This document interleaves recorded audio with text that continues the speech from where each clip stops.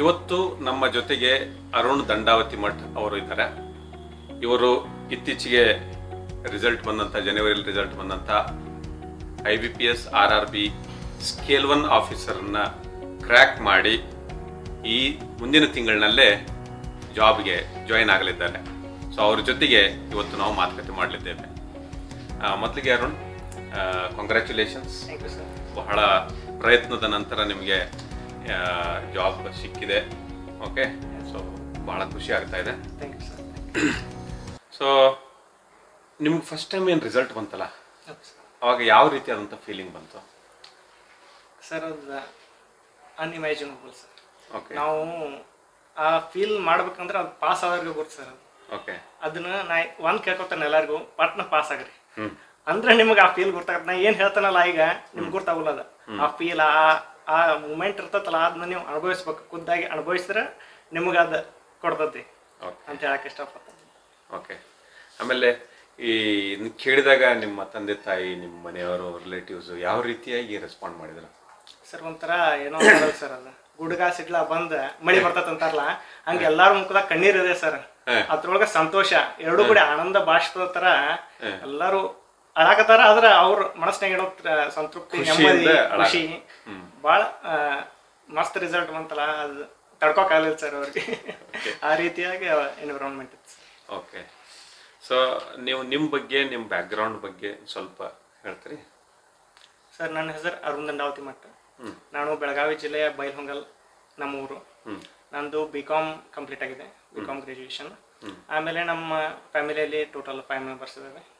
ನಮ್ಮ father, mother, ಆಮೇಲೆ ನಮ್ಮ ಅಕ್ಕ, ಆಮೇಲೆ ನಮ್ಮ ಅಣ್ಣ, ನಮ್ಮ ವೈನಿ ಅದಾರು. ಈಗ ಮ್ಯಾರೇಜ್ ಆಗಿದೆ. ಓಕೆ, ಇದೆಲ್ಲ ನಮ್ಮ ಫ್ಯಾಮಿಲಿ. ನಾನು ಈ ಬ್ಯಾಂಕ್ನಲ್ಲಿ ಜಾಬ್ ಹಿಡಿಬೇಕು ಅಂತ ಮೊದಲಿಗೆ ಯಾವಾಗ ನಿಮ್ಮ ಮನಸ್ಸಿನಾಗ ಬಂತು, ಮತ್ತು ಏನದಕ್ಕೆ ಇನ್ಸ್ಪಿರೇಷನ್ ಇತ್ತು? ಸರ್ ಇದೊಂದು ಅದ್ಭುತ ವ್ಯಕ್ತಿಗಳ ಆಶೀರ್ವಾದ ಅಂತ ಹೇಳಕ್ಕೆ ಇಷ್ಟಪಡ್ತಾನೆ ಸರ್. ಅವ್ರ ಒಂದು ಕನಸ ನನ್ನ ಕನಸಾಗಿ ಮಾರ್ಪಾಡಾಯಿತು. ಆಮೇಲೆ ನಂದು background BCom background sir, directly connected to banking sir. ಅದು ನನ್ನ ತಲೆಯಾಗಿತ್ತು, ನಾ BCom ಮಾಡ್ಕೊಂಡು ನಾ ಮಾಡಿದ್ರೆ ಬ್ಯಾಂಕಿಂಗ್ ಮಾಡಬೇಕು ಅಂತ. ಆ ರೀತಿಯಾಗಿ ನಾ ಈ ಫೀಲ್ಡಿಗೆ ಎಂಟರ್ ಆಗ್ತೇನೆ ಸರ್. Okay, right.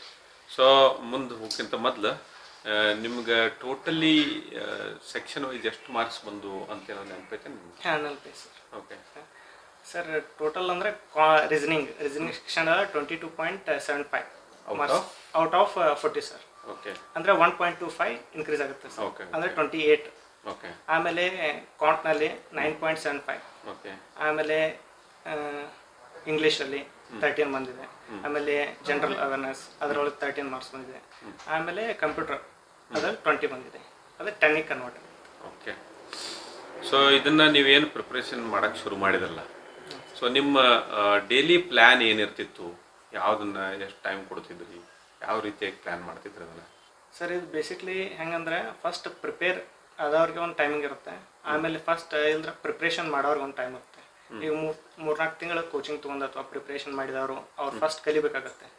ಎಲ್ಲ ಸಬ್ಜೆಕ್ಟ್ ಕಲಿತ ಮೇಲೆ ಅವ್ರಿಗೆ ಒಂದು ಗ್ರಿಪ್ ಸಿಗುತ್ತೆ ಮೇಲೆ ಸ್ಟಾರ್ಟ್ ಮಾಡಬೇಕಾಗುತ್ತೆ. ಈಗ ನಾ ಆಲ್ರೆಡಿ ಪ್ರಿಪೇರ್ ಆಗಿದ್ದ ಸಂಬಂಧ ನಾ ಏನು ಮಾಡ್ತಿದ್ದೆ, ಬೆಳಿಗ್ಗೆ 5 to 5:30 ಹೇಳ್ತೀನಿ ಸರ್. ಅಲ್ಲಿ 1 hour ನಂಗೆ ಟೈಮ್ ಸಿಗುತ್ತೆ. ಅವಾಗ ನಾ ಇಂಗ್ಲೀಷ್ ಪ್ರಿಪೇರ್ ಮಾಡ್ತಿದ್ದೆ 1 hour. ಆಮೇಲೆ 9 to 9 ಈವ್ನಿಂಗ್ 9 ಮಟ್ಟ ನಮ್ಗೆ ಟೈಮ್ ಇರ್ತದೆ ಸರ್. ನಾವು ಕ್ಲಾಸಿಗೆ ಬಂದ ಮೇಲೆ ಪ್ರಿಪೇರ್ ಮಾಡಬೇಕಾಗತ್ತೆ. 9 to 2 ಮಟ್ಟ ನಮ್ಗೆ ಟೈಮ್ ಇರ್ತದೆ ಸರ್. ಅಲ್ಲೇ ನಾನು 3 hours ಇಂಗ್ಲೀಷಕ್ಕೆ, ಆಮೇಲೆ ಇನ್ನೊಂದು 2 hours ಕಾಂಟ್ ಸೆಕ್ಷನ್ಕ್ಕೆ ಹಿಂಗೆ ಇಟ್ಕೋತಿದ್ದೆ ಸರ್. ಆಮೇಲೆ ರೀಸನಿಂಗ್ ಸೆಕ್ಷನ್ಕ್ಕೂ ಆಫ್ಟರ್ನೂನ್ ಅವಾಗ ಇಟ್ಕೋತಿದ್ದೆ ಸರ್. ಆಮೇಲೆ ಈ ರೀತಿಯಾಗಿ ಮಾಡ್ತಿದ್ದೆ. ಮತ್ತು ಈವ್ನಿಂಗ್ ನಾ ಬರೇ JK ಮತ್ತು ಕಂಪ್ಯೂಟರ್ ಅವೇರ್ನೆಸ್ ಅಷ್ಟೇ ಪ್ರಿಪೇರ್ ಮಾಡ್ತಿದ್ದೆ ಸರ್. ಈ ರೀತಿ ನನ್ನ ಟೈಮ್ ಟೇಬಲ್. ಓಕೆ, ಅಂದ್ರೆ ಒಂದು 3 ತಾಸು ಇಂಗ್ಲೀಷು, 3 ತಾಸು ಕಾಂಟು, 3 ತಾಸು 2.5 3 ತಾಸು ರೀಸನಿಂಗ್. ಆಮೇಲೆ ಏನು ಉಳಿತೈತಲ್ಲ ಅದನ್ನ ಮ್ಯಾನೇಜ್ ಮಾಡಿ. ಸೊ ಡೈಲಿ ಎಷ್ಟು ಅವರ್ ಸ್ಟಡಿ ಮಾಡ್ತಿದ್ರಿ? Daily 12 to 13 hours sir. 12 to 13 hours ಮಾಡ್ತಿದ್ರಿ? ಓಕೆ, ನಮ್ಮ ಟೈಮಿಂಗ್ ಹಂಗೈತೆ sir. Classing timing morning 9 to evening 9 around time sufficient time ಇರ್ತಿತ್ತು. ಆ ರೀತಿಯಾಗಿ. ಬಟ್ ಅಷ್ಟೊಂದು ಟೈಮ್ ಬೇಕಾಗುತ್ತೆ ಅಂತ ಅನ್ಸುತ್ತೆ sir. Depend upon persons max. Okay, ಅದು ಅವ್ರು ಹೆಂಗೆ ಇದು ಮಾಡ್ತಾರಲ್ಲ ಅದ್ರ ಮೇಲೆ ಇರ್ತದೆ.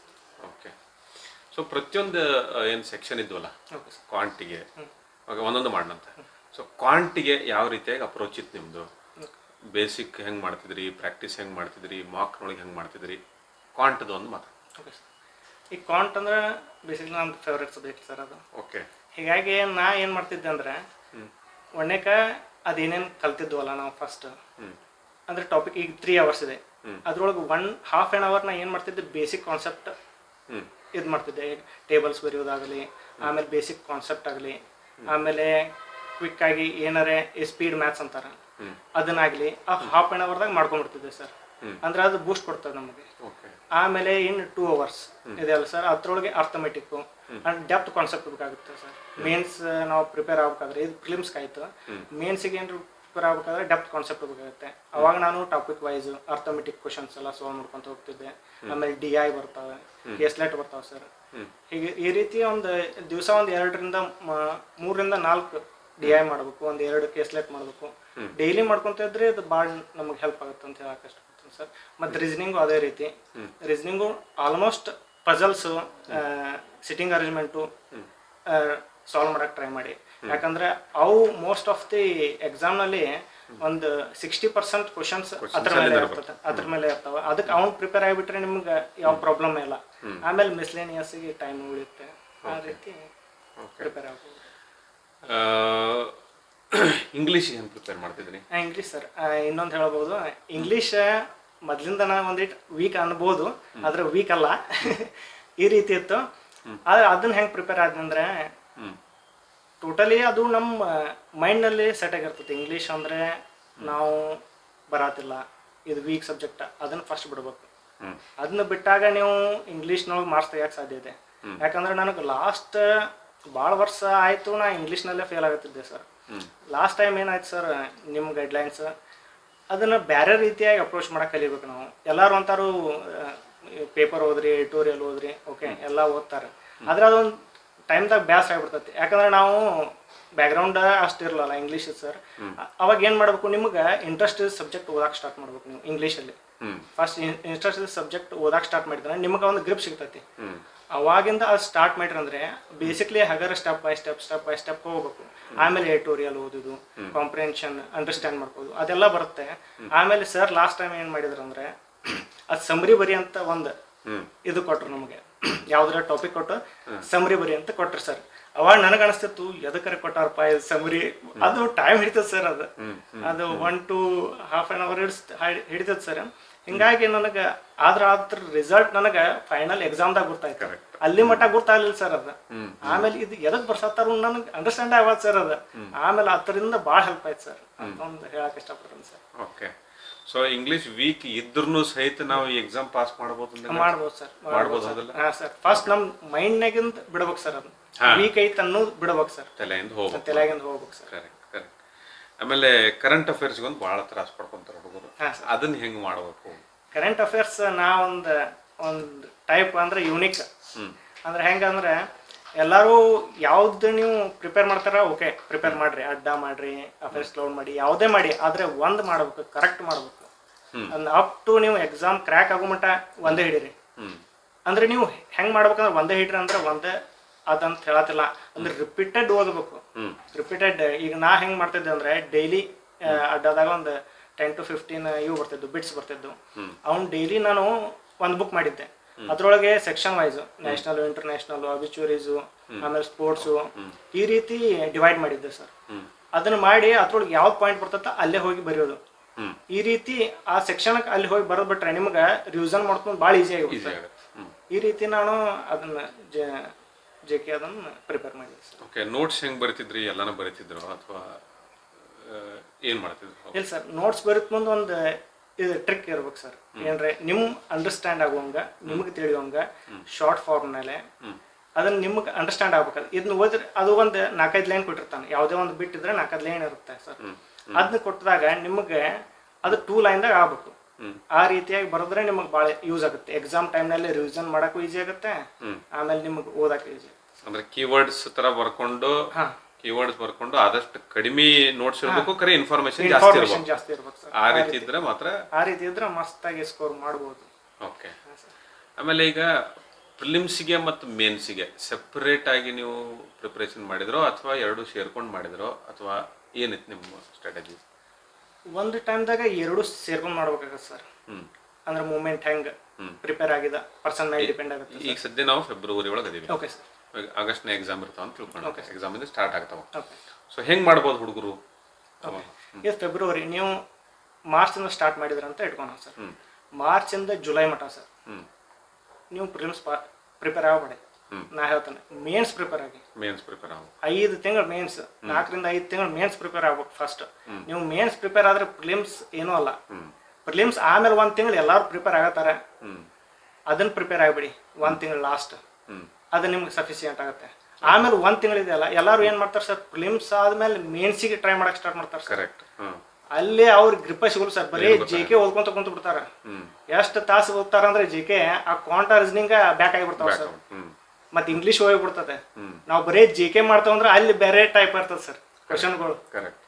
ಅದ್ರೊಳಗೆ ಇವ್ರು ಜೆ.ಕೆನೂ ಮಾಡಕ್ಕಾಗಲ್ಲ, ಕ್ವಾಂಟ್ ರೀಸನಿಂಗು ಮಾಡಕ್ಕಾಗಲ್ಲ. ಈ ರೀತಿ ಭಾಳ ಪ್ರಾಬ್ಲಮ್ ಫೇಸ್ ಮಾಡ್ಬೇಕಾಗತ್ತೆ. ನೀವು ಅದಕ್ಕೆ 4 ರಿಂದ 5 ತಿಂಗಳು ಫಸ್ಟ್ ಕ್ವಾಂಟ್ ರೀಸನಿಂಗ್ ಇಂಗ್ಲಿಷ್ ಇವನ್ ಕರೆಕ್ಟ್ ಮಾಡ್ಕೋಬೇಕು. ಜಿ.ಕೆ ಕರೆಂಟ್ ಅಫೇರ್ಸ್ ಓದ್ಕೊಂತಿರ್ಬೇಕು, ಡೈಲಿ ಓದ್ಕೊಂತ ಇರ್ಬೇಕು ಸರ್. ಅದು ಆಯ್ತು. ಮತ್ತೆ ಕಂಪ್ಯೂಟರ್ ಇವು 2 ಡೈಲಿ ಇರ್ಬೇಕು. ಇವಂತಿ ದಿವಸ ಯಾವುದು ತಪ್ಸಬಾರ್ದು. ಈ ರೀತಿ ಇತ್ತಂದ್ರೆ ನಿಮ್ಮ ಪ್ರಿಪ್ರೇಷನ್ ಮಸ್ತಾಗಿ ಸಾಕ್ತದೆ ಸರ್. ಸೊ ಮಾಕ್ ಟೆಸ್ಟ್ ಏನು ಮಹತ್ವ ಇದೆ? ನೀವು ಈಗ ಪ್ರಿಪೇರ್ ಮಾಡ್ತೀರಿ, ಮಾಕ್ ಟೆಸ್ಟ್ ಹೆಂಗೆ ನಾವು ಯೂಸ್ ಮಾಡ್ಕೋಬೇಕು ಎಕ್ಸಾಮ್ಗೆ? ಓಕೆ ಸರ್, ಈ ಮಾಕ್ ಟೆಸ್ಟ್ ಭಾಳ ಇಂಪಾರ್ಟೆಂಟ್ ಆಗುತ್ತೆ. ನಾವು ಏನು ಪ್ರಿಪೇರ್ ಮಾಡ್ತಾವಲ್ಲ 3-4 ತಿಂಗಳು ಏನು ಕೋಚಿಂಗ್ ತಗೋತಾವ, ಆಮೇಲೆ ಹುಡುಗರು ಏನು ಮಾಡಿಬಿಡ್ತಾರೋ ಆಫ್ಲೈನ್ ಎಕ್ಸಾಮ್ ಅಂತ ಆಫ್ಲೈನ್ ಎಕ್ಸಾಮ್ ಬರೀತಾರೆ. ಅದು ಅಷ್ಟೇ ನಿಮ್ದು ಆಫ್ಲೈನ್ಗೆ ಆನ್ಲೈನ್ಗೆ ಭಾಳ ಡಿಫ್ರೆನ್ಸ್ ಇರ್ತದೆ ಸರ್. ಆನ್ಲೈನ್ ಎಕ್ಸಾಮ್ ಬರ್ತಂದು ಭಾಳ ನೀವು ಪ್ರೆಷರ್ ಹ್ಯಾಂಡಲ್ ಮಾಡಕ್ ಕಲಿಬೇಕು. ಕ್ವಶನ್ಗಳು ಹೇಗೆ ಬರ್ತಾವ ಅಂದ್ರೆ ನೋಡ್ಬೇಕು ಸರ್. ಅವನು ಆ ರೀತಿ ಅವನ್ನೆಲ್ಲ ಹ್ಯಾಂಡಲ್ ಮಾಡಕ್ ಕಲ್ತ್ರಂದ್ರೆ ನಿಮ್ಗೆ ಆನ್ಲೈನ್ ಏನಂತ ಗೊತ್ತಾಗತ್ತೆ ಸರ್. ಒಳ್ಳೆಕ ಈಗ ಪ್ರಿಲಿಮ್ಸ್ ಬೇರೆ ಸ್ಟ್ರಾಟಜಿ ಇರುತ್ತೆ ಸರ್. ಪ್ರಿಲಿಮ್ಸ್ ಆಮೇಲೆ ಮೇನ್ಸಿಗೆ ಬೇರೆ ಇರುತ್ತೆ, ಆಮೇಲೆ ಇಂಟರ್ವ್ಯೂಗೆ ಮತ್ತೆ ಬೇರೆ ಸ್ಟ್ರಾಟಜಿ ಇರುತ್ತೆ, ಬೇರೆ ಪ್ರಿಪ್ರೇಷನ್ ಇರುತ್ತೆ. ಈ ಪ್ರಿಲಿಮ್ಸ್ ಮಾಡ್ಬೇಕಾದ್ರೆ ನೀವು ಅದೇ ನಾ ಹೇಳ್ದಲ್ಲ ಆಗಲೇ 1 ತಿಂಗಳು ಅಥವಾ ಸಾಕು, ಮಿನಿಮಮ್ 1 ತಿಂಗಳು ಅಷ್ಟೇ ಸಾಕು. 1 ತಿಂಗಳದಾಗ ಕರೆಕ್ಟ್ ಪ್ರಿಪೇರ್ ಆದ್ರಂದ್ರೆ ಪ್ರಿಲಿಮ್ಸ್ ಎಷ್ಟು ಮಾರ್ಕ್ ಕೊಡ್ಬೇಕು? ಡೈಲಿ 1 ಕೊಡ್ಬೇಕು, ವೀಕ್ಲಿ? ಡೈಲಿ 1 ಕೊಟ್ರೆ ಚಲೋ. ನೀವು ಹಂಗೆ ಕೊಡೋರಿದ್ರೆ 2 ಕೊಡಿ, ಡೈಲಿ 2 ಪ್ರಿಲಿಮ್ಸ್ ಅಷ್ಟೇ. ಪ್ರಿಲಿಮ್ಸ್ ಅಷ್ಟು ಕೊಟ್ರೆ ಭಾಳ ಬೆಟರ್ ಆಗುತ್ತೆ ಎಕ್ಸಾಮ್ ಟೈಮ್ನಲ್ಲಿ. ಅಂದ್ರೆ ನಿಮ್ಗೆ ಇಂಪ್ರೂವ್ ಆಗುತ್ತೆ ಇನ್ನೊಂದು ತಿಂಗಳು ಇರುವಾಗ. ಆಮೇಲೆ ಮೇನ್ಸಿಗೆ ಅಂದ್ರೆ ನೀವು ನಾ ಅಂತೆ ವೀಕ್ಲಿ 3 ಕೊಡ್ತಿದ್ದೆ ಸರ್. ವೀಕ್ಲಿ 3 RRB 1 ಡೇ ಬಿಟ್ 1 ಡೇ, ಆಮೇಲೆ ಸಂಡೇ ಒಂದು ಗ್ಯಾಪ್ ಆಗ್ತಿತ್ತು ಸರ್. ಆ ರೀತಿ ಕೊಡ್ತಿದ್ದೆ. ಅದು ಭಾಳ ನನಗೆ ಹೆಲ್ಪ್ ಆಯಿತು. ಅದ್ರೊಳಗೂ ನಾ ಪ್ರಿಪೇರ್ ಆಗಿದ್ದೆ ಸರ್ ಗೈಡ್ಲಿ. ಲಾಸ್ಟ್ ಟೈಮ್ ಎಲ್ಲರೂ ಏನು ಅನ್ಕೋತಾರೆ, ಗೈಡ್ಲಿ ಭಾಳ ಟಫ್ ಇದೆ ಅನ್ಕೋತಾರೆ ಸರ್. ಆದ್ರೆ ನೀವು ಆ ಟಫ್ನ ಕ್ರ್ಯಾಕ್ ಬರದ್ರಂದ್ರೆ ನಿಮ್ಗೆ ಎಕ್ಸಾಮ್ದಾಗ ಅದಕ್ಕೆ ಈಜಿ ಕೇಳ್ಬೋದು ಕ್ವಶನ್. ಆ ರೀತಿ ನಿಮ್ಗೆ ಆರಾಮಾಗಿ ಅಲ್ಲಿ ಸಾಲ್ವ್ ಮಾಡ್ಬೇಕಾಗತ್ತೆ ಅದನ್ನ. ಮತ್ತೆ ಇಂಟರ್ವ್ಯೂದಾಗ ಒಂದು ಕಾನ್ಫಿಡೆನ್ಸ್ ನೋಡ್ತಾರೆ ಸರ್. ಕಾನ್ಫಿಡೆನ್ಸ್ ಹೆಂಗದ ನೀವು, ಆಮೇಲೆ ಡ್ರೆಸ್ ಸೆನ್ಸ್ ಹೆಂಗಿದೆ, ಎಟಿಕೇಟ್ಸ್ ಹೆಂಗಿದೆ, ಇವನ್ ಬಿಹೇವಿಯರ್ ಹೆಂಗಿದೆ ಎಲ್ಲ. ಒಂದು 5 ಮೆಂಬರ್ಸ್ ಪೆನಲ್ ಇದ್ರೆ ಎಲ್ಲರೂ ಒಂದೊಂದು ಚೆಕ್ ಮಾಡ್ತಾರೆ ಸರ್. ಒಬ್ಬರ ಫ್ಯಾಮಿಲಿ ಬ್ಯಾಕ್ ಗ್ರೌಂಡ್ ಬಗ್ಗೆ ಕೇಳಿದ್ರೆ, ಒಬ್ರು ಸ್ಟಡಿ ಬಗ್ಗೆ ಕೇಳ್ತಾರೆ, ಒಬ್ರು ಬ್ಯಾಂಕಿಂಗ್ ರಿಲೇಟೆಡ್ ಅದನ್ನ ಕೇಳ್ತಾರೆ. ಈ ರೀತಿ ಎಲ್ಲಾ ಟೈಪ್ ಇರುತ್ತೆ. ಒಂಥರ ಮಸ್ತ್ ಇರ್ತದೆ ಸರ್ ಇಂಟರ್ವ್ಯೂನಾಗ ಹೆಂಗ್ ವಾತಾವರಣ ಇರುತ್ತೆ? ಅಂದ್ರೆ ಭಾಳ ಸ್ಟ್ರಿಕ್ಟ್ ಆಗಿರ್ತಾರೋ ಅಥವಾ ಆರಾಮ್ ಫ್ರೆಂಡ್ಲಿ ಆಗಿ ಸರ್? ಮಿಡಲ್ ಪರ್ಸನ್ ಇರ್ತಾರಲ್ಲ ಸರ್, ಚೇರ್ಮನ್ ಅವ್ರೊಂದು ಇರ್ತಾರೆ ಸರ್, ಸ್ಟ್ರಿಕ್ಟ್ ಇರ್ತಾರೆ ಸರ್. ಆಮೇಲೆ ಬಾಜುಕ್ ಏನ್ ಕುಂತಿರ್ತಾರಲ್ಲ ಅವ್ರು ನಾರ್ಮಲ್ ಆಗಿ ಕೇಳ್ತಿರ್ತಾರ ಕ್ವಶನ್.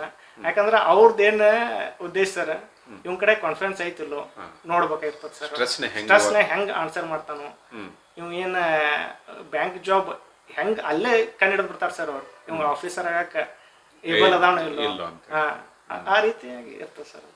ಓಕೆ. ಸೊ ಇಂಟರ್ವ್ಯೂನಾಗ ಏನು ಪ್ರಶ್ನೆಗಳು ಇರ್ತಾವಲ್ಲ ಅವನ್ನ ಎಲ್ಲಾನು ಆನ್ಸರ್ ಮಾಡೋ ಜರೂರತ್ ಐತೋ ಅಥವಾ ನೀವೆಲ್ಲಾನು ಮಾಡಿದ್ರು ಅಥವಾ ಒಂದೆರಡು ಬಿಟ್ಟು ಹೋಗಿದ್ದು? ಇಲ್ಲ ಸರ್, ಹಂಗೇನಿಲ್ಲ. ಇಂಟರ್ವ್ಯೂದಾಗ ಎಲ್ಲ ಕ್ವಶನ್ ಆನ್ಸರ್ ಮಾಡ್ಬೇಕಂತಿಲ್ಲ. ನಿಮ್ಗೆ ಗುರ್ತಿಲ್ಲ ಅಂದ್ರೆ ಗುರ್ತಿಲ್ಲ ಅಂತ ಹೇಳ್ಬಿಡಿ. ಓಕೆ, ಅದು ಬೆಟರ್. ಅದು ನೀವು ಇಲ್ಲ ಅಂತೂ ಗುರ್ತೈತೆ ಅನ್ನೋರಂಗೆ ಆಕ್ಟಿಂಗ್ ಮಾಡಿದ್ರೆ ಅಲ್ಲಿ ಸಿಗ್ಬಿಡ್ತಾರೆ, ಅಲ್ಲಿ ಪ್ರಾಬ್ಲಮ್ ಆಗುತ್ತೆ ಸರ್. ಆಮೇಲೆ ಅವ್ರು ಏನು ಕೇಳ್ತಾರೆ ಅಷ್ಟೇ ಆನ್ಸರ್ ಹೇಳಿ. ನೀವು ಅದಕ್ಕೆಲ್ಲ ಮಸಾಲೆ ಅದು ಸೇರಿಸಿ ಹೇಳ್ಬೇಡಿ. ಯಾಕಂದ್ರೆ ಅವ್ರು ನಿಮ್ಮ ಕಡೆಯಿಂದ ಅದೇ ಎಕ್ಸಾಕ್ಟ್ ಆನ್ಸರ್ ಎಕ್ಸೆಪ್ಟ್ ಮಾಡ್ತಿರ್ತಾರೆ, ಎಕ್ಸ್ಪೆಕ್ಟ್ ಮಾಡ್ತಿರ್ತಾರೆ. ಅದ್ರ ಸಂಬಂಧ ಅವ್ರು ಏನು ಕೇಳ್ತಾರೆ ಅದನ್ನ ಹೇಳಿದ್ರೆ ಬೆಟ್ರ್. ಕರೆಕ್ಟ್. ಓಕೆ. ಸೊ ಈಗಿನಂತೂ ನಿಮ್ಗೆ ಸಕ್ಸಸ್ ಸಿಕ್ಕೈತಿ. ಇದಕ್ಕಿಂತ ಮೊದಲು ನೀವು ಒಂದಷ್ಟು ಎಕ್ಸಾಮ್ಗಳನ್ನ ಕೊಟ್ಟಿರ್ಬೋದು? ಭಾಳ ಕೊಟ್ಟಿರಿ. ಸೊ ಅವಾಗ ಅದ್ರೊಳಗೆ ರಿಸಲ್ಟ್ ನಿಮ್ಗೆ ಬೇಕಾದಂಗೆ ಸಿಕ್ಕಿರಲಿಲ್ಲ. ಸೊ ಯಾವಾಗ ಫೇಲ್ಯೂರ್ಸ್ ಬರ್ತಾವಲ್ಲ, ಫೇಲ್ಯೂರ್ಸ್ ಅಲ್ಲವು ಒಂದೊಂದು ಲೆಸನ್ಸ್. ಓಕೆ. ಬಟ್ ಯಾವಾಗ ಅದು ಆ ರಿಸಲ್ಟ್ ಬರುತ್ತಲ್ಲ ನಂದು ಸೆಲೆಕ್ಷನ್ ಆಗಿಲ್ಲ ಅಂತ ಹೇಳಿ ಕಾಂಗ್ರ್ಯಾಚುಲೇಷನ್ಸ್ ಅನ್ನುವಂಥ ವರ್ಡ್ ಬರಂಗಿಲ್ಲ, ಅವಾಗ ಮೋಟಿವೇಶನ್ ಎಲ್ಲ ಕಡಿಮೆ ಆಗತ್ತೆ. ಹೌದಾ? ಸೊ ಅವಾಗ ಹೆಂಗೆ ಅದು ಪ್ರತಿ ಸರ್ತಿ ರಿಸಲ್ಟ್ ಬಂದಾಗ ಮತ್ತೆ ನೀವು ಮತ್ತೆ ಮಾಡಬೇಕು ಈ ಪ್ರಯತ್ನ ಹೆಂಗೆ ಮುಂದುವರಿಸಿದ್ರಿ? ಓಕೆ, ಒಂದು ಬರ್ತೈತಿ ಫೇಲ್ ಆದಾಗ ಥ್ಯಾಂಕ್ ಯು ಫಾರ್ ಅಪಿಯರಿಂಗ್ ಅಂತ ಬರುತ್ತೆ. ಅವಾಗ ಏನು ಮಾಡ್ಬೇಕ, ನೀವು first accept the failures, first accept ಮಾಡ್ಬೇಕು ಫೇಲ್ಯೂರ್ಸ್. ನೀವು ಅಂದಾಗ ನಿಮಗೆ ಮುಂದೆ ದಾರಿ ಸಿಗ್ತೈತಿ. ಆಮೇಲೆ ಇಲ್ದ್ರೆ ನೀವು ಏನು ಮಾಡ್ತಾರೆ, ಇನ್ನೊಂದು ನೀವು ಸಡನ್ ಆಗಿ ಡಿಸಿಷನ್ ತೊಗೋಬಾರ್ದು. ಆ ಮೂಮೆಂಟ್ದಾಗ ಏನು ಫೇಲ್ ಆಗಿರ್ತೈತೆ ಆ ಮೂಮೆಂಟ್ದಾಗ ಸಡನ್ ಆಗಿ ಯಾವುದೇ ಡಿಸಿಷನ್ ತೊಗೋಬಾರ್ದು, ಅದೊಂದು. ಆಮೇಲೆ ಇನ್ನೊಂದು, ನೀವು ಏನು ಮಾಡ್ಬೇಕಂತ ಹೇಳಿ ಒಂದಷ್ಟು ಕುಂತು ವಿಚಾರ ಮಾಡಿ. ಆ ಫೇಲ್ ಆದ್ಮೇಲೆ ಒಂದಷ್ಟು ಕುಂತು ವಿಚಾರ ಮಾಡಿ, ನೆಕ್ಸ್ಟ್ ನಾ ಹೆಂಗೆ ಇದನ್ನ ಏಬಲ್ ಆಗಿ ವಿಚಾರ ಮಾಡಿ ನಾವು ಇದನ್ನ ಕ್ರ್ಯಾಕ್ ಮಾಡ್ಬೋದು ನೆಕ್ಸ್ಟ್ ಎಕ್ಸಾಮ್, ಆ ರೀತಿ ವಿಚಾರ ಮಾಡಿದ್ರೆ ಬೆಟರ್ ಅನಿಸ್ತದೆ ಸರ್. ಅನಾಲಿಸಿಸ್ ಮಾಡೋದು ಬೆಟರ್ ಅಂತೀರಿ ನೀವು? ಬೆಟರ್. ಯಾಕೆ ನಾನು ಇದ್ರೊಳಗೆ ಫೇಲ್ ಆದೆ, ಏನನ್ನು ಇಂಪ್ರೂವ್ ಮಾಡ್ಕೊಂಡಿದ್ರೆ ನನಗೆ ಆಗ್ತಿತ್ತು. ಓಕೆ, ಒಂದು ಬಹಳಷ್ಟು ವಿದ್ಯಾರ್ಥಿಗಳು ಏನು ಮಾಡ್ತಾರಂತಂದ್ರೆ ನಾ ಫೇಲ್ ಆಗಿನಂದ್ರೆ ನಾನು ಇದಕ್ಕೆ ಎಲಿಜಿಬಲ್ ಇಲ್ಲ ಅಂತ ಅನ್ಕೊಂಡ್ಬಿಡ್ತಾರೆ. ಅದನ್ನೇ ಹೇಳಿ ಸರ್ ನಾನು ಈಗ ಏನಂದ್ರೆ ಸಡನ್ ಆಗಿ ಡಿಸಿಷನ್ ತಗೋಬಾರ್ದು ಸರ್, ಯಾವುದೇ ಡಿಸಿಷನ್ ತಗೋಬಾರ್ದು ನೀವು. ಒಬ್ಬೊಬ್ರು ಕ್ವಿಟ್ ಮಾಡಿಬಿಡ್ತಾರೆ ಸರ್. ಎಕ್ಸಾಮ್ ನಾ ಫೇಲ್ ಆಗಿದ್ದು ನೋಡಿದ್ರೆ ಭಾಳ ಎಕ್ಸಾಮ್ ಫೇಲ್ ಆಗಿದೆ ಸರ್. ಹಾಗೆ ಕ್ವಿಟ್ ಮಾಡಬೇಡಿ, ಯಾಕಂದ್ರೆ ನಿಮ್ಮ ಕಡೆ ಏಬಲ್ ಇದ್ದಾಗ ನೀವು ಈ ಜಾಬ್ ಚೂಸ್ ಮಾಡೇ ಬಂದಿರ್ತಾರೆ. ಅದನ್ನ ಬಿಟ್ಟು ನೀವು ಕ್ವಿಟ್ ಮಾಡಿದ್ರೆ ಇದಕ್ಕೆ ನೀವ ಹೊಣೆಗಾರನ ಕಾರಣ ಆಗ್ತಾರೆ. ಅದಕ್ಕೆ ಹೇಳ್ತಾನೆ ಎಲ್ಲರಿಗೂ, ಚಂದಗ ಆ ಮೂಮೆಂಟ್ದಾಗ ನೀವು ಧೈರ್ಯದಿಂದ ಕರೇಜ್ ಬೇಕು. ಫಸ್ಟ್ ಧೈರ್ಯದಿಂದ ಫೇಸ್ ಮಾಡಿದ್ರೆ ಬೇಕಾದ ಸಾಧನೆ ಮಾಡ್ಬೋದು ಅಂತ ಹೇಳ್ತಾರೆ. ಸೊ ಆ ಮೋಟಿವೇಶನ್ ಸಿಗ್ಲಿಕ್ಕೆ ಏನು ಮಾಡ್ತಿದ್ದೆ ನೀವು? ಏನಾರ ಸೋರ್ಸ್ ಇತ್ತಾ? ಹಾಂ ಸರ್, ನನ್ನ main source Swami Vivekananda sir. Okay, ಅವ್ರ ಭಾಳ ಬುಕ್ ಓದೇನೆ ಸರ್ ನಾನು. ಅದರಿಂದ ಭಾಳ ಹೆಲ್ಪ್ ಆಗಿದೆ ಸರ್. ಯಾರಿಗೆ ಏನ ಹೇಳಂದ್ರು ನನಗೆ ಆ ಒಂದು ಸ್ಪಿರಿಟ್ ಇದೆಯಲ್ಲ ಸರ್, ಅದು ಭಾಳ ನನಗೆ ಇಲ್ಲಿ ಮಟನೂ ಕರ್ಕೊಂಡ್ ಬಂದಿದ್ದಕ್ಕೆ ಇಷ್ಟು ವರ್ಷ ಜರ್ನಿ 8 years ಸರ್. ಇಷ್ಟು ವರ್ಷ ಜರ್ನಿ ಆ ಹಿಡ್ಕೋಬೇಕಂದ್ರೆ ಅದ ಮೇನ್ ಸರ್, ಅದ ಕಾರಣ ಆಗಿದೆ. ಮತ್ತು ನಮ್ಮ ಗುರುಗಳು ನೀವು ಸರ್ ಮೋಟಿವೇಶನ್ ಮಾಡ್ತಿದ್ರಿ, ಅದೆಲ್ಲ ಹೆಲ್ಪ್ ಆಗಿದೆ ಸರ್. ಓಕೆ ಓಕೆ, ಅಡ್ಡಿಲ್ಲ ಸರ್. 8 ವರ್ಷದಿಂದ ನೀವು ಪ್ರಿಪೇರ್ ಮಾಡಕತ್ತೀರಿ? ಹಾಂ ಸರ್. ಓಕೆ, 8 ವರ್ಷ ಅಂದ್ರೆ it's a very long journey. ಹೌದಾ? ಸೊ ಎಷ್ಟು ಜನಕ್ಕೆ 1 ಸರ್ತಿ 2 ಸರ್ತಿ 3 ಸರ್ತಿ ಎಕ್ಸಾಮ್ ಬರೆದು ನನಗೆ ಫೇಲ್ ಆಯಿತು, ನನಗಿನ್ನ ಆಗಿಲ್ಲ, 1 ವರ್ಷ ಪ್ರಯತ್ನ ಮಾಡಿದೆ, 2 ವರ್ಷ ಪ್ರಯತ್ನ ಮಾಡಿದೆ. ನಮ್ಮ ಜೊತೆಗಿದಾರ ಅರುಣ 8 ವರ್ಷ ಆದಮೇಲೆ ಸಕ್ಸಸ್ಸನ್ನು ಪಡೆದಾರ. ಯಾರು ನಾನು ಎಲ್ಲಿವರೆಗೆ ಗೆಲ್ಲುವುದಿಲ್ಲವೋ ಅಲ್ಲಿವರೆಗೆ ನಿಲ್ಲುವುದಿಲ್ಲ ಅಂತ ಯಾರು ಬಣ್ಣತ್ತಾರೋ ಅವ್ರು ಎಂದೆಂದಿಗೂ ಸಕ್ಸಸ್ ಆಗ್ತಾರ ಅನ್ನೋದಕ್ಕೆ ಅರುಣ ನಮ್ಗೆ ಉದಾಹರಣೆ ಆಗಿದಾರ. ಓಕೆ, ಸೊ ಈಗೇನು ಸಕ್ಸಸ್ ಸಿಕ್ತಲ್ಲ, ಇದರಿಂದ ಭಾಳಷ್ಟು ಜನರದ್ದು ಹೆಲ್ಪ್, ಕೈವಾಡ, ಸಪೋರ್ಟ್ ಎಲ್ಲ ಇರುತ್ತೆ. ಸೊ ಯಾರ್ಯಾರನ್ನ ನೀವು ನೆನೆಸ್ಲಿಕ್ಕೆ ಪ್ರಯತ್ನ ಮಾಡ್ತೀರಿ ಅಥವಾ ಯಾರ್ಯಾರು ನಿಮಗೆ ಹೆಲ್ಪ್ ಮಾಡಿದ್ರು ಇದನ್ನ ಮಾಡಲಿಕ್ಕೆ? ಹೌದು ಸರ್, ನಮ್ಮ ಮದರ್ಗೆ ಥ್ಯಾಂಕ್ಸ್ ಹೇಳಕ್ಕೆ ನಾನು ಇಷ್ಟಪಡ್ತೇನೆ. ಯಾಕಂದ್ರೆ ಈ 8 ವರ್ಷ ಏನಿದೆ ಅಲ್ಲ ಸರ್, ನಾವು ಎಲ್ಲೋ ಕುಂತು ಓದ್ತಿರ್ತಾವೆ. ಓಕೆ ಸರ್, ಅವ್ರ ಸೊಸೈಟಿನ ಫೇಸ್ ಮಾಡ್ಬೇಕಾಗತ್ತೆ, ಅಲ್ಲಿ ಅವ್ರು ಎಷ್ಟೋ ಮಾತು ಕೇಳ್ಬೇಕಾಗತ್ತೆ. ಅವರೆಲ್ಲ ಫೇಸ್ ಮಾಡಿದಾಗ ಅವ್ರು ನಮ್ಗೆ ಇನ್ನಟ್ಟು ಓದಂತ ಪ್ರೋತ್ಸಾಹ ಕೊಟ್ಟರು, ಅದು ಭಾಳ ನನಗೆ ಹೆಲ್ಪ್ ಆಯಿತು. ಮತ್ತು ನಮ್ಮ ಬ್ರದರ್, ನಾವು ಬೇಕಾದಾಗಾದರೂ ನೀವು ಓದು, ಬಟ್ ಬ್ಯಾಂಕಿಂಗ್ ನೀವು ಪಾಸ್ ಆಗೋ ಮಟ್ಟ ಓದು, ಫೈನಾನ್ಷಿಯಲಿ ಆಯ್ತು ಎಲ್ಲ ಮೊರಲಿ ಆಯ್ತು ಎಲ್ಲ ಹೆಲ್ಪ್ ಮಾಡಿದವು ನಮ್ಮ ಅಣ್ಣಾರೆ. ಆಮೇಲೆ ನಮ್ಮ ಅಕ್ಕ, ನಮ್ಮ ಮಾಮ, ಅವ್ರದ್ದು ಹೇಳ್ಬೇಕು. ಯಾಕಂದ್ರೆ ನಾವು 3 ವರ್ಷ ಇಲ್ಲಿ ಬೆಳಗಾವ್ದಾಗ ಇದ್ದೆ. ಆ ಟೈಮ್ದಾಗ ನನ್ನ ಸ್ವಂತ ಮಗನ ಥರ ಅವರು ಜೋಪಾನ ಮಾಡಿದ್ರು ಮತ್ತು ನನಗೆಲ್ಲ ಪ್ರೋತ್ಸಾಹ ಕೊಟ್ಟರು. ಅವ್ರದ್ದಾಗಿರ್ಬೋದು. ಇನ್ನೊಬ್ರು ನಮ್ಮ ಮೆಂಟರ್ ಅಂತವಾರು, ಅವ್ರು ಸೋಮನಾಥ್ ಸೊಪ್ಪಿಮಠ ಅಂತೇಳಿ, ಅವ್ರಿಗೆ ಭಾಳ ಧನ್ಯವಾದಗಳು ಹೇಳ್ತಾನೆ. ಎಲ್ಲಕ್ಕಿಂತ ಹೆಚ್ಚಾಗಿ ನಮ್ಮ ಸರ್ ಪ್ರವೀಣ್ ಸರ್, ಅವ್ರದ್ದು ಅಂತ ಮರೆಯೋಕ್ಕಾಗಲ್ಲ. ಯಾಕಂದ್ರೆ ಯಾರೇ ಆಗಿದ್ರೆ ಒಂದು 3-4 ತಿಂಗಳು ಆಯ್ತಂದ್ರೆ ಮುಗಿದು ಹೋಗಿತ್ತು ಕೋಚಿಂಗ್. ಆದ್ರೆ ಅವ್ರು ನಮಗೆ ಇಷ್ಟು ವರ್ಷ ತನಕ 1-2-3 ವರ್ಷ ನೀವು ಓದಪ್ಪ, ನೀ ಇದು ಮಾಡು, ಅಭ್ಯಾಸ ಮಾಡು, ಒಟ್ಟು ತಲೆ ಕೆಡಿಸ್ಕೋಬೇಡ, ಪಾಸ್ ಆಗೋ ಮಟ್ಟ ನೀ ಇರು ಅಂತ ಹೇಳಿ ಪ್ರೋತ್ಸಾಹ ಕೊಟ್ಟು ಅವ್ರಿಗೆ ನಾ ದೊಡ್ಡ ಥ್ಯಾಂಕ್ಸ್ ಹೇಳ್ತಾನೆ ಸರ್. ಆಮೇಲೆ ನಮ್ಮ ಫ್ರೆಂಡ್ಸ್, ನಮ್ಮ ಜೂನಿಯರ್ಸ್ ಆಗಿರ್ಬೋದು, ಎಲ್ಲ ಫ್ರೆಂಡ್ಸ್, ಯಾರ್ಯಾರು ನಮ್ಮ ಕಿರಣ್ ಅಂತೇಳಿ ನಮ್ಮ ಫ್ರೆಂಡ್. ಆಮೇಲೆ ನಮ್ಮ ಈ ಕ್ಲಾಸ್ನಲ್ಲಿ ಸರ್, ನೀವು ನೆಕ್ಸ್ಟ್ ಬ್ಯಾಚ್ ಮಾಡಿದ್ರಲ್ಲ, ಆ ಕ್ಲಾಸ್ನಲ್ಲಿ ಎಲ್ಲ ಫ್ರೆಂಡ್ಸ್ ಟೋಟಲ್ ಎಲ್ಲರಿಗೂ ನನ್ನ ಹೃದಯಪೂರ್ವಕವಾಗಿ ಧನ್ಯವಾದ ಹೇಳ್ತಾನೆ, ಇಷ್ಟಪಡ್ತಾನೆ. ಮತ್ತು ಅದ್ರಾಗೂ ನಾ ಇನ್ನೊಂದು ಥ್ಯಾಂಕ್ಸ್ ಹೇಳ್ಬೇಕು ಸರ್, ನನ್ನ ಸೈಕಲ್ಗೆ ಸರ್. ಸೈಕಲ್ ಡೈಲಿ 10 ಕಿಲೋಮೀಟರ್ ಓಡ್ತಿತ್ತ? 10 ರಿಂದ 15 ಕಿಲೋಮೀಟರ್. 15 ಕಿಲೋಮೀಟರ್ ನಾ ಸೈಕಲ್ ತಗೊಂಡು ಕ್ಲಾಸಿಗೆ ಬಂದು ಸ್ಟಡಿ ಮಾಡಿ ಸಾಧನೆಯನ್ನು ಮಾಡ್ರಿ. ಅದಕ್ಕೆ ಒಂದು ಥ್ಯಾಂಕ್ಸ್, ದೊಡ್ಡ ಥ್ಯಾಂಕ್ಸ್ ಹೇಳ್ಬೇಕು. ಓಕೆ, ಸೊ ಭಾಳಷ್ಟು ಜನರಿಗೆ ಕೋಚಿಂಗ್ ತಗೊಂಡು ನಾನು ಪ್ರಿಪ್ರೇಷನ್ ಮಾಡಬೇಕು, ಕೋಚಿಂಗ್ ಮಾಡಲಾರ್ದನ್ನು ನಾನು ಮಾಡ್ಬೋದು ಅಂಥೇಳಿ ಡೌಟ್ ಇರುತ್ತೆ. ಸೊ ಕೋಚಿಂಗು ನಿಮ್ಮ ಮೇಲೆ ಯಾವ ರೀತಿಯಾದ ಪರಿಣಾಮ ಬೀರುತ್ತೋ ಮತ್ತು ಕೋಚಿಂಗ್ನಿಂದ ಏನು ಹೆಲ್ಪ್ ಆಯಿತು ಅನ್ನೋದನ್ನು ಹೇಳು. ಈಗ ಫಸ್ಟ್ ಬೇಸಿಕ್ಕಾಗಿ ನಮ್ಮ ಓನ್ ಪ್ರಿಪೇರ್ ಆಗಕತ್ರ ನಮಗೆ ಏನಂತ ಗೊತ್ತಾಗೋಲ್ಲ ಸರ್. ನಾವು ಏನು ಪ್ರಿಪೇರ್ ಮಾಡ್ತಾರ ಅಲ್ಲೇ ನಾವು ಬಾಸ್ ಆಗಿಬಿಟ್ಟಿರ್ತವೆ. ನಮಗೆ ಏನೂ ಗೊತ್ತಾಗೋಲ್ಲ, ಅದು ಹೊರಗಿನ ಕಾಂಪಿಟೇಷನ್ ಏನೈತಿ ಗೊತ್ತಾಗೋಲ್ಲ. ಯಾವಾಗ ನಾವು ಕೋಚಿಂಗ್ ಹೋಗುತ್ತವಲ್ಲ ಅಲ್ಲಿ ಗೊತ್ತಾಗುತ್ತೆ ಕಾಂಪಿಟೇಷನ್ ಏನಿದೆ, ನಮ್ಮ ಎನ್ವಿರಾನ್ಮೆಂಟ್ ಹೆಂಗಿರ್ಬೇಕು, ಯಾವ ರೀತಿ ಸ್ಟಡಿ ಮಾಡಬೇಕು, ಮಾಕ್ ಹೆಂಗಿರ್ತವೆ, ಮತ್ತು ನಾವು ಕಾನ್ಸೆಪ್ಟ್ ವೈಸ್ ಹೇಗೆ ನಾವು ಪ್ರಿಪೇರ್ ಆಗಬೇಕು. ಕಾಂಟ್ ಆಯ್ತು, ರೀಸನಿಂಗ್ ಆಯ್ತು, ಇಂಗ್ಲೀಷ್ ಆಯಿತು, ಯಾವುದೇ ಸಬ್ಜೆಕ್ಟ್ ಆದರೂ ಅದರದ ಒಂದು ಸ್ಟ್ರಾಟಜಿ ಇದೆ, ಅದರದೇ ಒಂದು ವೇ ಇದೆ ಸರ್ ಪ್ರಿಪೇರ್ ಆಗ್ಬೇಕಾದ್ರೆ. ಹಾಗೆ ಕೋಚಿಂಗ್ ತೊಗೊಂಡ್ರಿಂದ ಭಾಳ ಹೆಲ್ಪ್ ಆಗುತ್ತೆ. ಕೋಚಿಂಗ್ ತೊಗೊಂಡ್ರೆ ಭಾಳ ಹೆಲ್ಪ್ ಆಗುತ್ತೆ. ಮತ್ತು ನಾವು ನಮ್ಮ ಏನಿದೆ ಅಲ್ಲ ನಮ್ಮ ಕೆಪಾಸಿಟಿಯನ್ನು ಇನ್ನು ಎನ್ಹ್ಯಾನ್ಸ್ ಮಾಡ್ಬೋದು. ಅದಕ್ಕೆ ಕೋಚಿಂಗ್ ಇಂಪಾರ್ಟೆಂಟ್ ಆಗುತ್ತೆ ಸರ್, ಭಾಳ ಇಂಪಾರ್ಟೆಂಟ್ ಆಗುತ್ತೆ. ನಾನು ಕೋಚಿಂಗ್ ಬಂದಾಗ ಸರ್ ಭಾಳ ನನಗೆ ಹೆಲ್ಪ್ ಮಾಡಿದ್ರೆ ಅದಂತೂ ಭಾಳ ಮರೆಯೋಕ್ಕಾಗಲ್ಲ. ಅದು ಭಾಳ ಸರ್, ಯಾಕಂದರೆ 1 ವರ್ಷ ಎಲ್ಲರೂ ಹೆಲ್ಪ್ ಮಾಡ್ತಾರೆ ಸರ್, ಆದರೆ 2-3 ವರ್ಷ ಹೆಲ್ಪ್ ಮಾಡಿದವರು ಅಂದರೆ ನೀವು ಸರ್, ಅದು ಭಾಳ ಹೆಲ್ಪ್ ಆಗಿದೆ. ಯಾರು ಅದನ್ನು ಭಾಳ ಮನಸ್ಸಿನಿಂದ ಕೇಳಾಕತ್ತಾರಲ್ಲ ಅವರೆಲ್ಲರೂ ಸಕ್ಸಸ್ಫುಲ್ ಆಗ್ಬೇಕು ಅನ್ನೋದು ನನ್ನ ಮನಸ್ಸು. ಸೊ ಅದಕ್ಕಾಗಿ ಮಾಡಾಕತ್ತೀವಿ ಅಷ್ಟ. ಮತ್ತೇನಿಲ್ಲ, ಹಿಂಗೆ ನೀವು ಬಂದೆ ನಂದು ಸಕ್ಸಸ್ ಆಯಿತು, ನಾನು ಸಿಕ್ತು, ನಿಮ್ಮ ಮನೆಯವ್ರು ಖುಷಿ ಆದರು, ಅದೇ ನನಗೆ ಖುಷಿ, ಮತ್ತೇನಿಲ್ಲ. ಓಕೆ, ಸೊ ಈಗ ಒಂದು ವಿಷಯ ಬಿಟ್ಟು ಹೋಗಿತ್ತು. ಈಗ ಮಾಕ್ ಬರಿತೀವಿ ಕರೆಕ್ಟ್, ಬಟ್ ಅದನ್ನ ಅನಾಲಿಸಿಸ್ ಮಾಡೋದು ಇಂಪಾರ್ಟೆಂಟ್ ಐತೆ ಇಲ್ಲೋ, ಹೆಂಗೆ ಅನಾಲಿಸಿಸ್ ಮಾಡಬೇಕು ಸರ್? ಮಸ್ಟ್ ಮಾಡ್ಬೇಕು ಸರ್. ಅನಾಲಿಸಿಸ್ ಮಾಡಿದ್ರೆ ನೀವು ಏನು ತಪ್ಪು ಮಾಡ್ತಾರೆ ಗೊತ್ತಾಗಲ್ಲ ಸರ್. ಈಗ ಅನಾಲಿಸಿಸ್ ಮಾಡ್ಬೇಕಾದ್ರೆ ಸರ್ ಒಂದು ವೇ ಹೇಳ್ಕೊಟ್ಟಿದ್ರು ನಮಗೆ. ಅಂದರೆ 5 ಕಾಲಮ್ಸ್ ಮಾಡ್ಬೇಕು. ಯಾವುದೇ ಮಾಕ್ ಬರೆದ ಮೇಲೆ ಒಂದು 5 ಕಾಲಮ್ ಮಾಡ್ಬೇಕು ಸರ್. ಈಗ less timing, more timing, half solved, unattempted ಮತ್ತು ರಾಂಗ್, ಈ ರೀತಿ ಕಾಲಮ್ ಮಾಡ್ಕೊಂಡು ನೀವು ಎಲ್ಲಿ ಹಾಫ್ ಸಾಲ್ವ್ ಅಂದರೆ ನೀವು ಯಾವ್ದು ಸಾಲ್ವ್ ಮಾಡೋಕ್ಕಾಗಿಲ್ಲಲ್ಲ ಅದನ್ನು ಆ ಕಾಲಮ್ದಾಗ ಬರಿಬೇಕು. ಯಾವ ಟಾಪಿಕ್ ಇದೆ ಬರಿಬೇಕು, ಅದಕ್ಕೆ ಎಷ್ಟು ಟೈಮ್ ಕೊಟ್ಟರು ಬರೀರಿ, ಬೆಟರ್ ಇದ್ದರೆ, ಟೈಮ್ ಇದ್ದರೆ. ಆಮೇಲೆ ಯಾವ್ದು ಅಟೆಂಪ್ಟ್ ಮಾಡಿದ್ರಿ, ಯಾವ್ದು ಟೈಮಿಂಗ್ ಒಳಗೆ ಅಟೆಂಪ್ಟ್ ಮಾಡಿದ್ರೆ ಯಾವ್ದು ಹೆಚ್ಚು ಟೈಮ್ ತೊಗೊಂತು ಅವ್ನು ಆ ಕಾಲಮ್ದಾಗ ಬರ್ರಿ, ರಾಂಗ್ ಎಷ್ಟಾದ್ರು ಅವ್ನು ಬರ್ರಿ. ಈ ರೀತಿ ಬರೋದ್ರಿಂದ ನಿಮ್ಗೊಂದು ಪಿಕ್ಚರ್ ಸಿಗ್ತದೆ, ಒಂದು ಬ್ಲೂ ಪ್ರಿಂಟ್ ಸಿಗುತ್ತೆ ಲಾಸ್ಟ್. ಆ ರೀತಿ ನೀವು ನೆಕ್ಸ್ಟ್ ಎಕ್ಸಾಮ್ಗೆ ಯಾವ ರೀತಿ ಯಾವ್ದು ವೀಕ್ ಇದೆ ಸಬ್ಜೆಕ್ಟು, ಯಾವ್ದು ಸ್ಟ್ರಾಂಗ್ ಇದೆ, ಅದ್ರ ಮೇಲೆ ನೀವು ಪ್ರಿಪೇರ್ ಆಗ್ಬೋದು ಹೆಚ್ಚು. ಸೊ ನಿಮ್ಮ ಪ್ರಕಾರ ಏನು ನಿಮ್ಗೆ ಸಕ್ಸಸ್ ಸಿಕ್ಕೈತಿಲ್ಲ ಅದ್ರೊಳಗೆ ಎಲ್ಲಕ್ಕಿಂತ ಇಂಪಾರ್ಟೆಂಟ್ ಏನು ಡಿಫ್ರೆನ್ಸ್ ಇತ್ತು?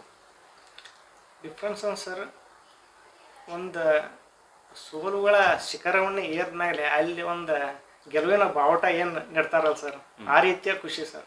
ಯಾಕಂದ್ರೆ ಸೋಲುಗಳು ಭಾಳ ಅದಾವ ಸರ್, ಅದ್ರ ಮೇಲೆ ಒಂದು ಸಕ್ಸಸ್ ಅನ್ನೋದು ಒಬ್ಬ ಮನುಷ್ಯಾಗ ಭಾಳ ಇಂಪಾರ್ಟೆಂಟ್ ಆಗುತ್ತೆ ಸರ್. ಆ ರೀತಿ ಈ ಸಕ್ಸಸ್ ಭಾಳ ಕಲಿಸ್ಕೊಡ್ತು ಸರ್. ಎನಿವೇಸ್, ಇಲ್ಲಿವರೆಗೂ ನಾವು ಎಲ್ಲ ಪ್ರಿಪರೇಷನ್ ಬಗ್ಗೆ, ನಿಮ್ಮ ಅನುಭವದ ಬಗ್ಗೆ ಎಲ್ಲ ಮಾತಾಡಿದ್ವಿ. ಬಹಳಷ್ಟು ವಿದ್ಯಾರ್ಥಿಗಳಿಗೆ ಇದರಿಂದ ಇನ್ಸ್ಪಿರೇಷನ್ ಸಿಗುತ್ತೆ. ಇನ್ನಷ್ಟು ನಮ್ಮ ಕರ್ನಾಟಕದ ಹುಡುಗರು ಕರ್ನಾಟಕದ ಹುದ್ದೆಗಳನ್ನು ಪಡಿಬೇಕು, ಅದಕ್ಕೆ ನಿಮ್ಮಿಂದ ಇನ್ಸ್ಪಿರೇಷನ್ ಸಿಗಲಿ ಅಂತ ಕೇಳ್ಕೊಳ್ತೀನಿ. ಮತ್ತು ಇಲ್ಲಿವರೆಗೂ ನಮ್ಮ ಜೊತೆಗಿದ್ದು ಈ ಮಾತುಗಳನ್ನ ಹೇಳಿದ್ದಕ್ಕೆ ನಿಮಗೆ ನಮ್ಮ ಕಡೆಯಿಂದ ಧನ್ಯವಾದಗಳು. ಓಕೆ, ಇನ್ನು ಮುಂದೆ ನಿಮ್ಗೆ ಎಲ್ಲನೂ ಒಳ್ಳೇದಾಗಲಿ. ಇಷ್ಟು ವರ್ಷ ಕಷ್ಟಪಟ್ಟಿದ್ದು ಮತ್ತಷ್ಟು 100 ಪಟ್ಟಾಗಿ ನಿಮಗೆಲ್ಲ ಸುಖ ಸಮೃದ್ಧಿ ಸಿಗಲಿ ಅಂತ ಕೇಳ್ತೀನಿ. ನಿಮ್ಮ ಆಶೀರ್ವಾದ ಸರ್ ಎಲ್ಲ.